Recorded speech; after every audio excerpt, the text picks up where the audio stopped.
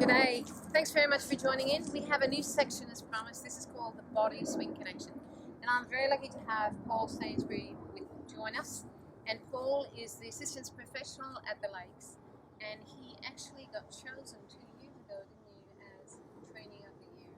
I did, yeah. So as part of my traineeship, it's a 3-year course. And my second year, 2 years ago, I was voted the #1 trainee in the state, which is just a combined result of the results in the tournaments and also the academic studies. So they combine those two results together to get an average result as #1. Pretty incredible stuff. So I want to ask you a question. You've worked with a lot of golfers. What do you see as the biggest problem with amateur golfers today? Yeah, the biggest two problems is the first is on their backswing, they don't rotate. A lot of golfers tend to slide instead of rotate their body. Sure. And the second thing, that's pretty much a byproduct of that, but they either get over the top with their downswing, Sure. or they cut across the ball, which Okay. is quite common you see in everyday golfers. So we have two little drills that we're going to show you, very simple drills. Yep. And the first one I need your help with. So I'm just Sure. going to grab the ball, and I want you to stand as close as you possibly can to this. Now you've got to imagine that this is an electric fence, okay? Yep. And this is a crock of gold. We're going to put the crock of gold there. And what a lot of people do is they slide or they sway into the ball rather than actually turn. So I'll actually stand here and help you. I want you to turn your body, but not touch the bag. Ready? That's it. And turn. Excellent. And again.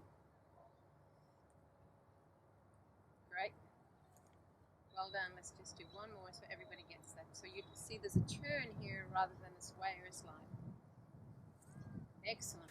Awesome. Now you have one, but you need some help, don't you? Yeah, so we need to pretend this is like a sand pit, like at the first or 10th tee. So where you collect your sand buckets, the sand pit comes up to about hip high. So we can imagine that this is one of those. So if you stand up in your normal setup position, you want to feel like you're seated down a little bit, and you want to feel your first move with your backswing is your right pocket needs to turn back. So if we do that, so we need to feel like that's going away from the sand pit. If I was to slide into it, it would cause way too much sideways movement for our body. So once again, with Trish, you want to feel like there's someone pulling your pocket back. So once again, on your backswing, see how my right pocket's gone back. So what that'll do is maximise your hip turn and hopefully increase your consistency on your downswing. That's great. Now I heard somebody say to me once that it's a full shoulder turn and half a hip turn. Would you agree with that? I would agree with that. Yeah, it does depend on the golfer's capabilities in terms of their physical makeup and their flexibility. And their mobility and everything else. Absolutely. Yeah. So you've got to take that into account when you're first assessing someone, and then particularly if someone's new to golf, that would be a very good drill to get them to understand the basics. Sure. That's great. Paul, thank you so much for your time. No problem. If Thank you have any questions, please feel free just to email